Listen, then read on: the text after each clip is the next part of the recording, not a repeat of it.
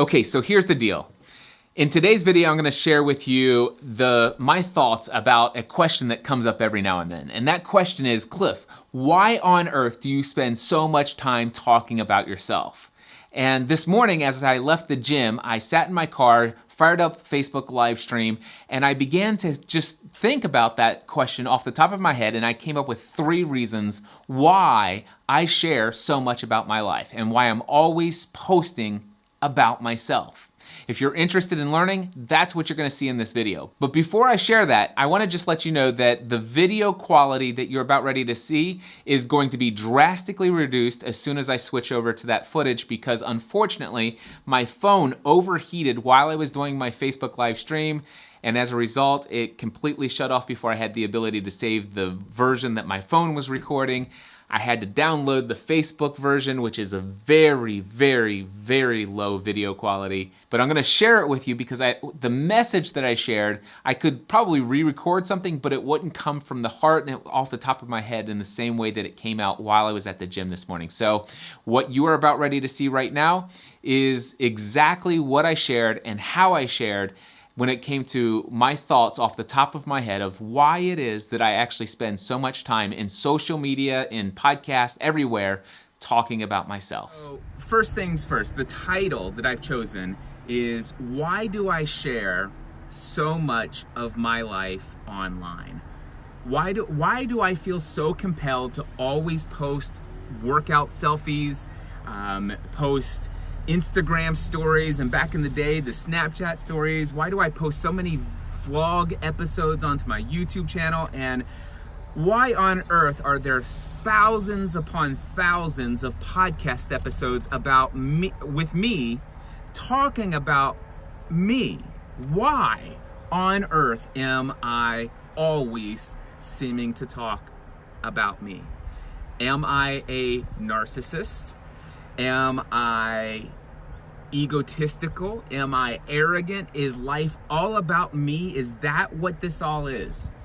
That is the question I am asking myself today. And I already know the answer to this question. In fact, one of my affirmations, I don't have it word for word in front of me, but one of my affirmations is, what matters most in my life is what I believe about myself. What matters most to me is what I believe about myself and who I am. And so I am not really all that concerned about what other people believe about me. So I focus more time, effort, and energy on what do I believe about myself than I do focused on what are other people saying about me based upon their beliefs about who I am, what I'm doing, what my motivations are, and all of this other jazz. This all comes up, by the way, as a result of a very close friend of mine reaching out to me and recently saying, hey, Cliff, I gotta tell you, we're close friends and all, and I think you can handle this, but I gotta tell you, over the last several years, I've often found myself annoyed by you.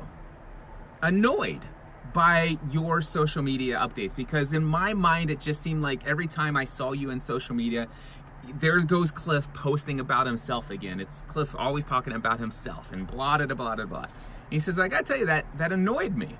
And I sit there and I said, that doesn't bother me. I'm thankful that you're honest and authentic and you can share that with me without it damaging our friendship. I've been quite frank with you. I'm annoyed by some of my closest friends and some of the things that they do, but I don't know that I really give it all that much thought, other than the fact that if I'm annoyed, I unfollow them. And yes, in social media, I do sometimes unfollow some of my closest friends. And there are seasons when I end up following them back. This whole thing about that's a whole different topic. But the question is why do I do what I do? Why do I share so much of my life? I didn't mention it this morning. Sorry to break in. I didn't mention it this morning, but I just wanted to say that friend went on to tell me that, hey, I just want you to know that I've completely shifted my mindset. I've actually checked out some of the stuff that you've been sharing recently, and man, I'm so excited that you continue to do it in spite of the way that myself and others have judged you, because I now get it. I now get why you do what you do, why you share what you share, and he encouraged me to continue sharing. I forgot to put that into the live stream this morning. I thought I should interject that here. Okay, now to my answer of why I actually do it. And I'll start with this story here about this morning. So currently, as it sits, I weighed in this morning at 187 pounds. And this is a big deal to me. And the reason why it's a huge deal is because I'm currently 85 pounds less than when I started my weight loss journey. And this is the lowest I've weighed in over 20 years. And I feel freaking awesome about that. And the interesting thing is that I love to work out. I absolutely love to work out. It's my favorite thing to do every day. And on average, I try to get in recently over the past 3 months, 2 to 3 months. No, it's been about 3 months now. Over the past 3 months, on average, I get in a minimum of 2 hours a day. And there are sometimes I go crazy and I'll go out and do my bike rides for 5.5 or even 8.5 hours. I work out a lot and I love working out a lot. And as a result of working out a lot, I get freaking amazing results. I mean, now here, I gotta tell you, I look at myself. Right now I'm looking at you guys, right? But right now, oh, that one wasn't somebody beeping. That was somebody locking their car. All right. I look at my face here, so you can tell I'm not looking at you, but I'm looking at the front-facing camera on my phone, and I look at myself, and I would almost call this a slightly... Dude, your card's locked, all right? I have a slightly chiseled face, and this is so different from me. I look in, and I'm like, this face excites me. And I know, by the way, some people are like, oh my gosh, did he just say that he gets excited about how he looks in the mirror? I do. I get excited about this. And it's just like, wow, I have so much more self-confidence because I can see the visible evidence and results of the investment that I've been making into improving my physical body, to becoming the master of my physical body. And I'm excited about that. And part of me thinks, zero part of me thinks that I shouldn't share this. My screen just went dim because my phone is in you know what? We'll still continue to stream. And I'm not worried about reading comments, so I'm not gonna worry about whether or not I can actually see what you guys see. The thing is I gotta remember, if I'm gonna go live and I'm gonna be broadcasting and it's gonna be hot and the sun's gonna be on my phone, I need to remember to take my case off the phone because it heats up and then the screen goes dim. But it doesn't change you guys. And so what I just said was absolutely worthless to you guys and only means something to me, which means it maybe is all about me. And that was not intentional. But there is zero part of me that thinks I shouldn't share how excited I am. I shouldn't share, how awesome life can be and how great I feel right now about what I'm achieving in life. There's zero part of me. But there is a part inside of a lot of other people that think that shouldn't be shared in social media. That or maybe it should be, you should cut back. You should shrink back on how much of that stuff you share, Cliff. And I told this friend of mine who was being very transparent and authentic with me, I shared with him and I said, listen, what you're sharing with me, it's not surprising to me. It doesn't offend me, it doesn't hurt me, it doesn't do anything for me other than the fact that it just lets me know that you're among others, you're not alone. I get, out of all the feedback that I get, I probably get, I can't remember what I told him, but I get about 100 people per year that reach out to me and tell me how much they're annoyed by how much I talk about myself. And there are certainly a great number of 1-star reviews in iTunes for the Cliff Ravenscraft Show, when it used to be called Podcast Answer Man, that their number one critique was that I talk too much about myself. And I say, so there are people out there who feel very strongly about the fact that you shouldn't always be out there talking about how awesome your life is. And there are some people that equate talking about how awesome your life is saying, well, what you're promoting is that your life is always awesome. And if anybody has ever heard me say my life is always awesome, then I challenge you. I challenge you to find, by the way, there are thousands, there are well over 5,000 hours of content with my voice in it, whether it be over 3,700 podcast episodes, over 1,000 YouTube videos, a couple hundred Facebook Lives. I mean, there is no shortage of footage and archive footage of Cliff Ravenscraft putting his thoughts and his ideas and everything out to the world. I challenge you to go into the archives of the thousands of pieces of content and find one piece of content where I say my life is always awesome, that my life is always grand, it's always great, I never seem to fail at anything, I only achieve success. You won't find it. You won't find it. In fact, what you will find if you search the archives thoroughly, you will find many times when I come and I share challenges, where I share my struggles, where I share my setbacks. Just recently, I recorded a podcast episode on the Cliff Ravenscraft. It was titled Confession Time. What if you don't achieve your goals? Where I basically laid out how just recently I miserably failed at achieving a goal that I was absolutely convinced I was going to achieve. And I failed at it, and I did an entire 1-hour podcast episode about my failure and what I learned from it. So the first and foremost, it's not all about sharing just your awesome stuff. So I share a balanced opinion, but the question isn't what I share and how I share it. The question is, why do I share it? That's the title of this. Why do I share it? And there are a couple reasons. Number one, and I think the first and foremost, the most pertinent reason why I share so much of my life is because of what it does for me.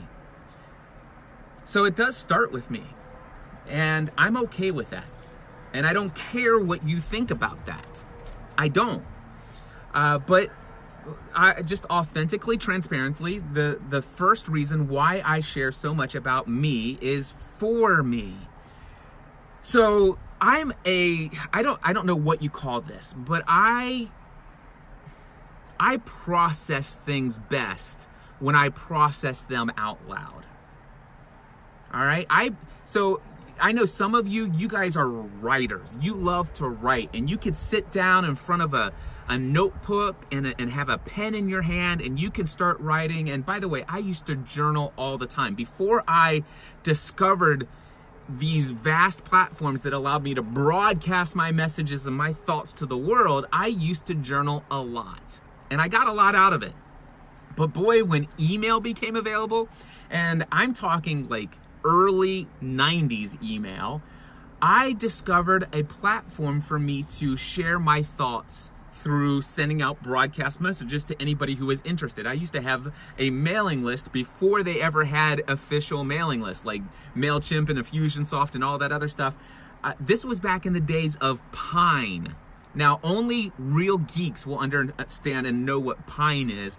I used to actually create my own custom broadcasts for email out to people who would want to hear what I had to say on Pine. I used to broadcast my thoughts and write them and type them out and share them with people in what's called a BBS, a bulletin board system. I would post my thoughts online.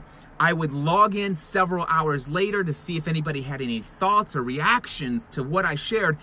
And what I learned is, for me to actually write it out down and just keep it all to myself, I grew, but I never grew as much as when I actually shared it publicly, where I shared what was rattling around inside of here and formulated into a thought expressed to others, and then, get this, actually see how my expressed, formulated thoughts actually impacted the thoughts of other people. And then whether those reactions be positive, negative, all of it actually influenced even more thought in my own mind. Again, negative, positive, didn't matter.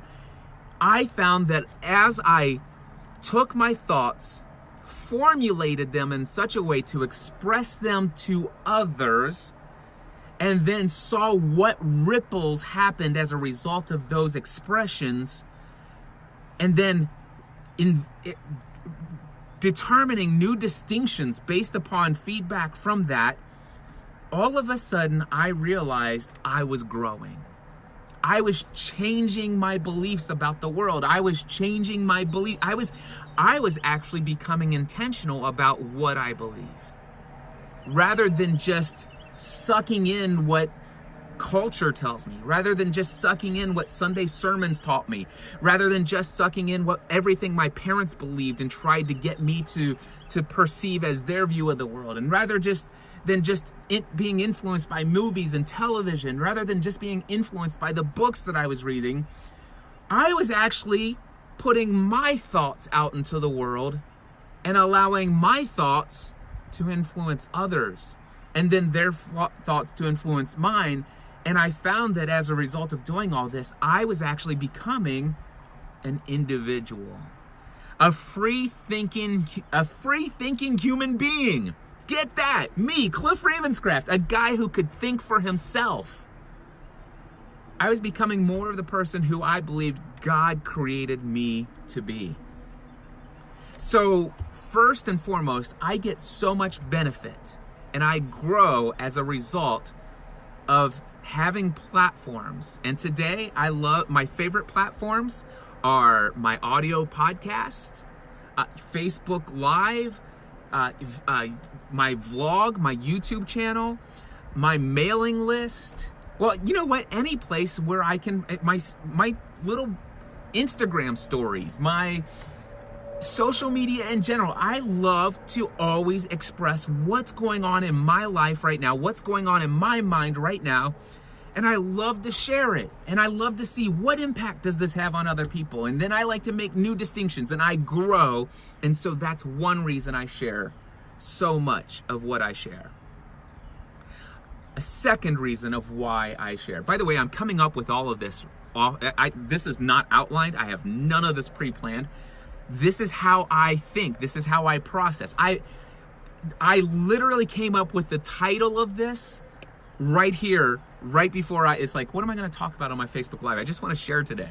And so I'm like, hey, remember that conversation I had with so-and-so? That would be it. And I did prepare one thing. I have a quote I'm going to share with you in just a moment. I'll explain why I pull up my watch when I say I have a quote. I mean, how crazy of an illustration. Hey, I have a quote here on my watch. I'll explain in just a moment if you stick around. So the second reason, I do have a second reason, why I share so much of what I share about me. Because it holds me accountable and it makes me more compelled to do something. So I love to tell the world what I am going to do. I love to tell the world what my dreams are, what my goals are, what my hopes are, what my plans are. This is who I am and this is what I'm going to do. Why? Because part of my identity is I'm a man who does what he says he's going to do. That's my identity. That is what I believe about myself. I believe about myself that if I tell you I'm going to do something, what I believe about myself is that I am now committed to doing it. In a way, I'm actually obligated to do it. Now, am I truly obligated? Yes, but only in that I'm just as obligated as anyone else to live up to living your life according to who you believe you are. And I believe about myself that I am a man who does what he says he's going to do. And so therefore, if I tell you I'm going to do something, then it's almost a guarantee that I'm going to do it. When I say almost, the fact is I'm human. I fail sometimes. But the reality is I never live my life trying to avoid failure. I will never live my life trying to avoid failure. I embrace failure because every time I fail at something, and what is failure? It's something that I say I'm going to do and I don't actually achieve it. And that is an opportunity for me to say, whoa, what the heck just happened there? And I guarantee you, the question, what the heck just happened there, is going to come up if I don't achieve success in doing what I said I'm going to do. Because I always believe about myself, I'm going to do what I say I'm going to do. And so if I fail at that, I'm going to ask myself, why didn't I do it? Why didn't I achieve it? And that is going to cause me to learn. I'm going to realize new distinctions. I'm going to be intentional about what kept me from that. What was it that I believed that held me back? What obstacles stood in my way? What motivation wasn't there? What motivation was there to do something else instead of what I said I was going to do? All of those things, I'm learning new things. And then as a result of saying, hey, I failed, I've learned these new things, that makes me a better person. That makes me more of who God created me to be. Because God created me to consistently grow, to learn. So that's another reason. Accountability. I'll give you a perfect example of this. So I started off talking about the fact that I weigh 187 pounds. I weigh less right now than I've weighed over 20 years of my life. And I told you, and I promise you, there was a reason why I told you how much I worked out, because I'm coming back to it right here. I'm just now realizing I kind of just dropped that, I dangled that one, or left that one dangling there in the air. I'm gonna pick it back up and I'm gonna bring that one back in. So I told you that I usually work out about 2 hours a day. That's what I love to do. That's become a part of my identity. And so what happened was, 2 days ago, I weighed in at 187, and I worked out for 1 hour at the gym, and I was okay with that. And the interesting thing is that in my Instagram story before going into the gym, I said, hey guys, I'm here at the gym. I'm getting ready to go and do my workout. And then after my 1 hour, I kind of just called it an hour and said, hey, this is good. You know, I'm 187, blah, blah, blah, blah, blah, blah. I'm good. And I come back and say, hey guys, on Sunday I did 70 minutes. I say, hey guys, I did 70 minutes. Now the thing is did I succeed? Well, maybe. The thing is, I never told anybody I was going to do anything more than an hour.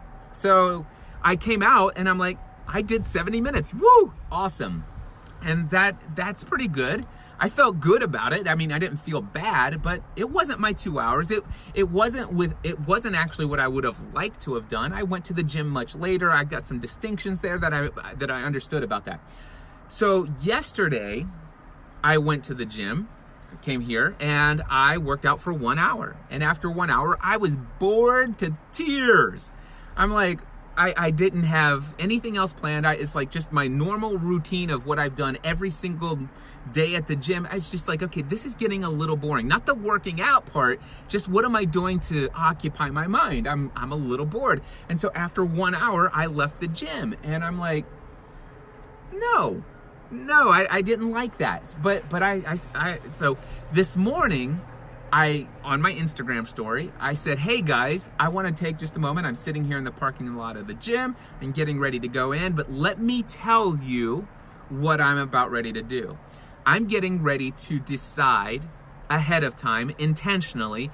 I'm creating a playlist of various types of media that I will consume during a 2-hour workout in this building today. All right? So, and I said it's going to be a mixture of podcasts, YouTube content, maybe audiobooks, just whatever. But I'm going to decide right now, here in the parking lot, before I go into this gym, what I'm going to do to occupy my mind so I don't get bored while I'm in there. Because if I get bored, I'll quit after 1 hour. And by the way, my intention, I'm telling you right here on Instagram, I am working out for 2 hours today. Why did I share that? Because I now was obligated. Not really, but yes, really. I was committed at that point. By that point, it's fun watching people take pictures of my car as they drive by. Anyway, seriously, it's like a car show here. Anyway, so I did that. Why did I share that on Instagram? Well, because I knew for a fact that if I told people on Instagram, I'm gonna go into this building and I will complete a 2-hour hardcore Stairmaster workout, then by golly, I'm going to do it. Or I'm going to come back and tell them why I failed. Those were my two options. And guess what? I'm a guy who doesn't like to fail, but I'm not afraid of failure. And here's what I will tell you. If I didn't actually work out for 2 hours, I would come out and I would confess that I didn't succeed in my goal. And I would sit here probably in my car on Instagram and probably try to decide why it was that I didn't succeed, so that the next time I come here, I'll have better distinctions, better clarification, more motivation to actually succeed. Because success is in change in your life is never a matter of ability, it's a matter of motivation. So that's why I share. And so I intentionally share a lot of what I say I'm going to do, or what I'm doing and what I believe about life on social media, because then it puts me on the hook for consistently living up to my beliefs that I've stated in public, because I want to be a man who is in integrity, a man who says what he believes and believes what he says and lives that life. I believe, by the way, I know there's a lot of people out there that talk a lot, and I have a lot of talk. But I'm committed to walking more than I talk. So that's a belief about me. So that's a second reason. The second reason why I share so much about my life online is because I know that by sharing it, I know it's going to make me more committed to doing things. It's accountability. And so, gosh, the first two reasons why I share is about myself. I grow. I get the motivation and commitment and the accountability to do what, but both of those, by the way, both of those reasons about why I want to do it is because I'm committed and I have a great desire to become more of who God has created me to be. The first two reasons are because I am committed to doing more, becoming more of who God created me to be. There is a third reason why I share so much about my life.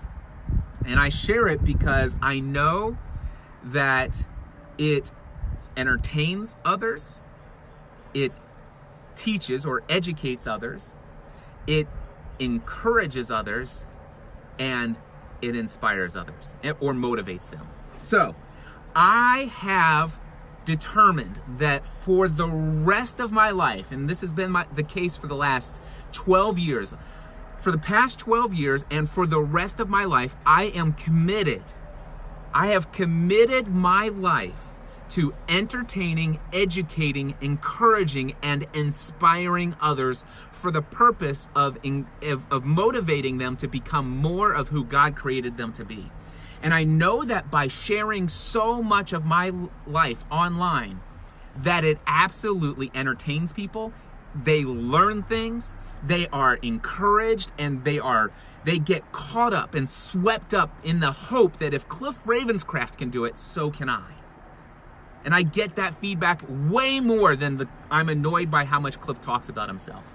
You know, I might get 100 people. For every 100 people who unfollow me in social media, unsubscribe from my podcast, who get annoyed by how much I post about myself, for every 100 people, there are 1,000 people out there who are inspired, who are entertained, who are educated, who are encouraged and motivated to take their lives to the next level.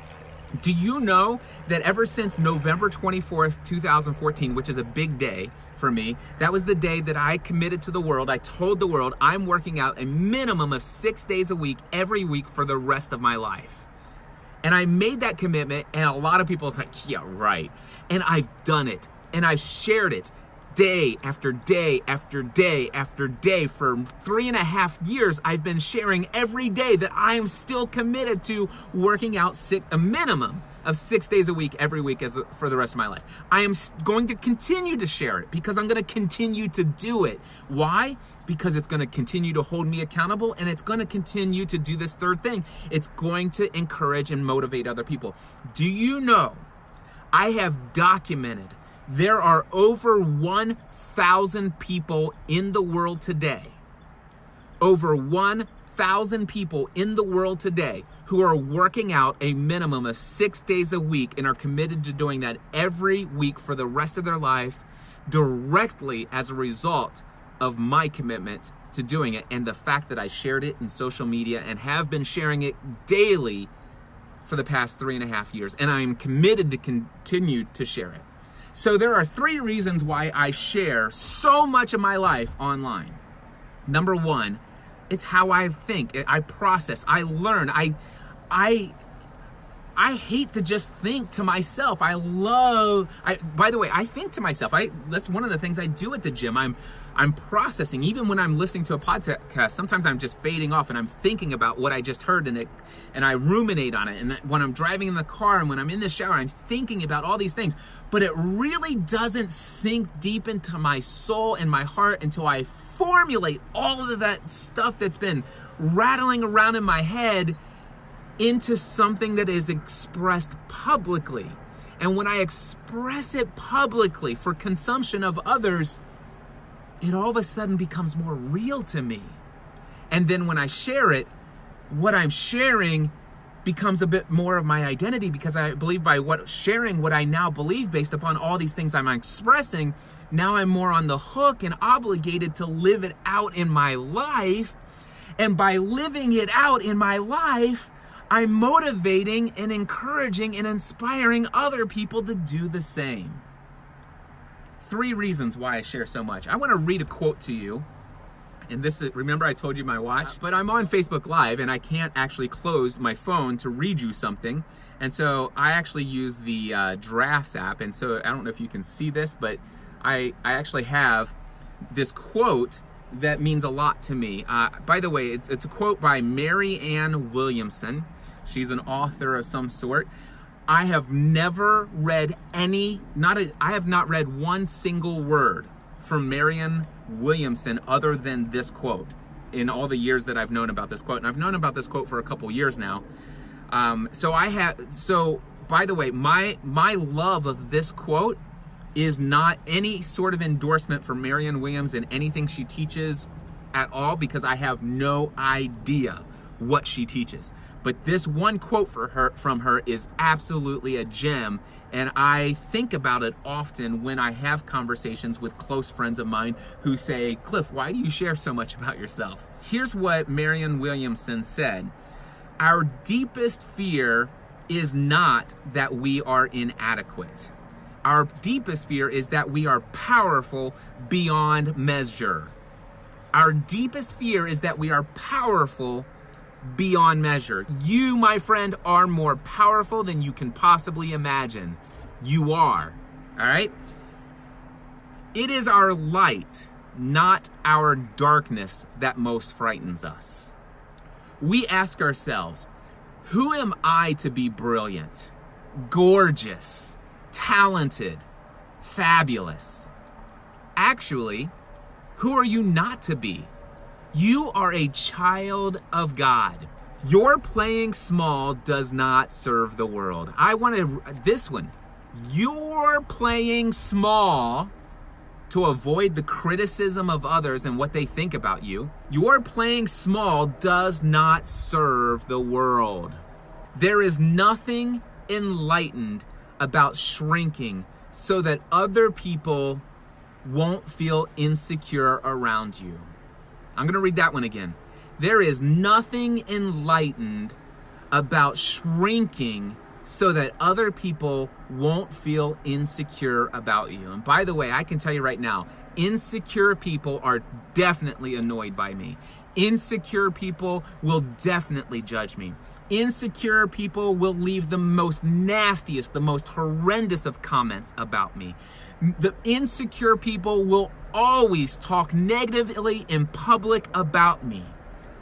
I'm okay with that. Okay, so here's the deal. I totally have lost my vibe. My phone went into massive overheat mode. It was actually having the sun shining down on it. I should have taken my big, huge, honking black case off of it. All of that good stuff. Facebook completely ended the live stream because my phone shut down. It says, your phone is overheated. The only thing you can do right now is make an emergency call. And so I had to wait for my phone to calm down. I completely have lost my vibe of where I was, which really stinks because I felt like I was like in the zone, if you will. Anyway, I'm going to restart this quote over again. Our deepest fear is not that we are inadequate. Our deepest fear is that we are powerful beyond measure. It is our light, not our darkness, that most frightens us. We ask ourselves, who am I to be brilliant, to be gorgeous, to be talented, to be fabulous? Actually, who are you not to be? You are a child of God. Your playing small does not serve the world. There is nothing enlightened about shrinking so that other people won't feel insecure around you. We are all meant to shine as children do. We were born to make manifest the glory of God within us. It's not just in some of us, it's in everyone. And as we let our own light shine, we unconsciously give other people permission to do the same. As we are liberated from our own fear, our presence automatically liberates others. So when I show up all the time, all over social media, when I show up, I hope you don't get annoyed. I hope that unconsciously something's unlocked inside of you, that you are freed from your fear of sharing with the world about who it is that you are, what you believe about yourself, what you want and will do. And I hope that you will always find whatever motivation and inspiration you need to take action to become more of the person who God created you to be. Don't worry about what other people think about who you are. The only thing that matters is what you believe about yourself. And that, my friends, is the reflections from the front seat. Have a great day. Oh, by the way, real quick, I have to throw in a promotion for the Free the Dream Conference. If you are not consistently, day after day after day after day, in constant pursuit of that dream life that you feel you were created to live, come to the Free the Dream Conference, where you can actually be in an oxygen-rich environment that will allow the glowing embers of your dream to fan itself into a flame that will be a raging fire that will never be able to be extinguished. That, my friends, is what the Free the Dream Conference is, coming up on September 7th, 8th, and 9th in Franklin, Tennessee. I look forward to seeing you there. Go right now to freethedream.live, freethedream.live. Buy your ticket, reserve your seat right now. Freethedream.live. I'll see you there. Until next time, I encourage you to take everything you do to the next level.